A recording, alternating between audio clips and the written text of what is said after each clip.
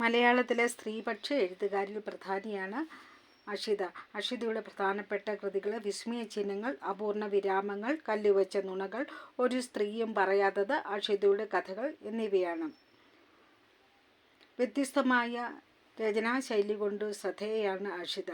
സ്ത്രീ മനസ്സിനെ തൻ്റെ കഥകളിൽ വളരെ വ്യക്തമായിട്ടും കൃത്യമായിട്ടും അവതരിപ്പിക്കുന്ന കഥകളാണ് അഷിതയുടേത്. സരള എന്ന കുടുംബിനിയാണ് ഒത്തുതീർപ്പുകൾ എന്ന കഥയിലെ പ്രധാന കഥാപാത്രമായിട്ട് കടന്നു വരുന്നത്. കോളനിയിലെ അതിർത്തിയിലെ കെട്ടിടത്തിൽ 3-ാം നിലയിലെ ഫ്ലാറ്റാണ് സരളയുടെ ഭർത്താവിന് അനുവദിച്ചു കൊടുത്തത്. അപ്പോൾ ഇവിടെ പറയുന്നത് സരളയുടെ ഭർത്താവിന് നല്ല ജോലിയുണ്ട്. അപ്പോൾ ഈ ഒരേ ഫ്ലാറ്റിൽ തന്നെ ഉയർന്ന ജോലിക്കാരും കീഴ് ജീവനക്കാരുമുണ്ട്. അപ്പോൾ ഈ കീഴ് ജീവനക്കാരുടെ മക്കളും ഉയർന്ന ജോലിക്കാരുടെ മക്കളും ഒക്കെ തമ്മിൽ കൂട്ടുകൂടുന്നതിനൊക്കെ പറയാത്ത ഒരു നിബന്ധനയുണ്ട്. പ്രത്യക്ഷത്തിലില്ല എങ്കിൽ തന്നെയും പരോക്ഷമായിട്ട് ആ നിബന്ധനയൊക്കെ ഉണ്ട്. അപ്പം ഇത്തരം ഒരു ഒത്തുതീർപ്പ് ഒരു ഫ്ലാറ്റിൽ താമസിക്കുമ്പോൾ പോലും സരളയ്ക്ക് അനുഭവപ്പെടുന്നുണ്ട്. അതുപോലെ തന്നെ ഈ ഫ്ലാറ്റിൻ്റെ താഴെ താമസിക്കുന്ന ഫ്ലാറ്റിൻ്റെ 3-ാം നിലയിൽ നിന്ന് താഴെ നോക്കുമ്പോൾ കാണുന്ന ഒരു ചേരിയുണ്ട്. ഒരു കോളനി നിവാസികളാണ് അവിടെ താമസിക്കുന്നത്. അവിടുത്തെ ഒരു കഥാപാത്രമാണ് ഈ കഥ ഒത്തുതീർപ്പുകൾ എന്ന കഥയിലെ മറ്റൊരു പ്രധാന കഥാപാത്രമായിട്ട് കടന്നു വരുന്നത്. ആ കഥാപാത്രത്തിൻ്റെ പേര് കുപ്പമ്മ എന്നാണ്. അപ്പം കുപ്പമ്മ തനിക്ക് മനസ്സിൽ തോന്നുന്നതൊക്കെ അവിടെ നിന്ന് വിളിച്ച് പറയും. വില കുറഞ്ഞ സംസാരങ്ങളൊക്കെ ഉണ്ടാകും. ഇതിൻ്റെ ഇടയിൽ നമ്മൾ ഈ ചേരിയിൽ നിന്ന് കോളനിയിൽ നിന്ന് കുപ്പമ്മ മുകളിൽ 3-ാം നിലയിലേക്ക് നോക്കി വിളിച്ച് മിസ്സസ് നായരോട് വിളിച്ച് പറയുന്നുണ്ട്, നിങ്ങളൊക്കെ അങ്ങ് നടന്നു, നിങ്ങളുടെയൊക്കെ ഭർത്താക്കന്മാർ സന്ധ്യയാകുമ്പോൾ എന്നെ തേടി ഇവിടെ എത്താറുണ്ട് എന്നൊക്കെ പറയുമ്പോൾ അവർ കപട സദാചാരത്തിൻ്റെ മുഖം പൊളിഞ്ഞു വീഴുകയാണ് ചെയ്യുന്നത്.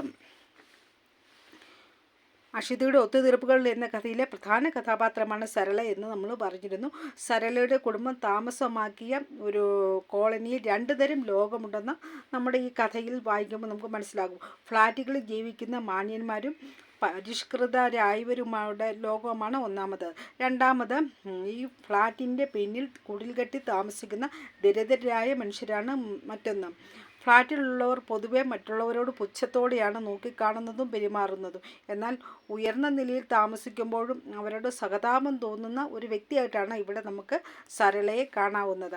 അപ്പോൾ അതുപോലെ തന്നെ ഈ ഫ്ലാറ്റിൽ താമസിക്കുന്നവർക്കെല്ലാം നമ്മുടെ ഈ കുപ്പമ്മയോട് വളരെ പുച്ഛമാണ്.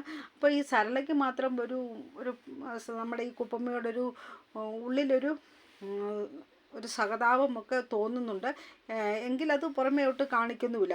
അങ്ങനെ ഇരിക്കെ ഈ സരള വിചാരിക്കുന്നുണ്ട് തൻ്റെ ഭർത്താവ് വളരെ മാന്യനാണ്, എൻ്റെ മോനാണെങ്കിൽ നന്നായിട്ട് പഠിപ്പിൽ മാത്രം ശ്രദ്ധ, അതുകൊണ്ട് മറ്റുള്ളവരെ പോലെ ഒരു തരത്തിലുള്ള ഒരു സ്വഭാവ ദൂഷ്യവും തൻ്റെ ഭർത്താവിന് ഒന്നും ഇല്ലെന്ന് വിചാരിക്കുന്നുണ്ട്. അങ്ങനെ ആശ്വസിക്കുന്നുണ്ട്.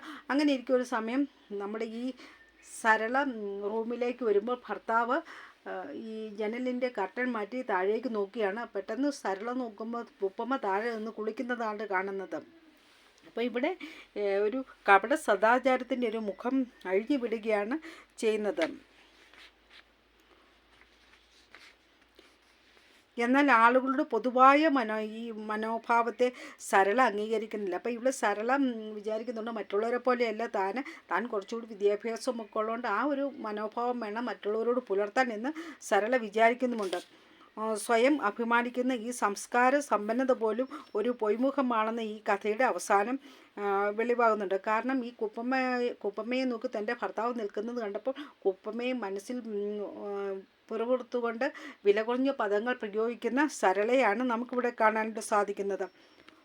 സംസ്കാരത്തെ ശൂന്യതയെക്കുറിച്ചുള്ള സരളയുടെ വിചാരം സൃഷ്ടിക്കുന്ന ഒരു ഐറണിയാണ് ഈ കഥയിലൂടെ വ്യക്തമാകുന്നത്.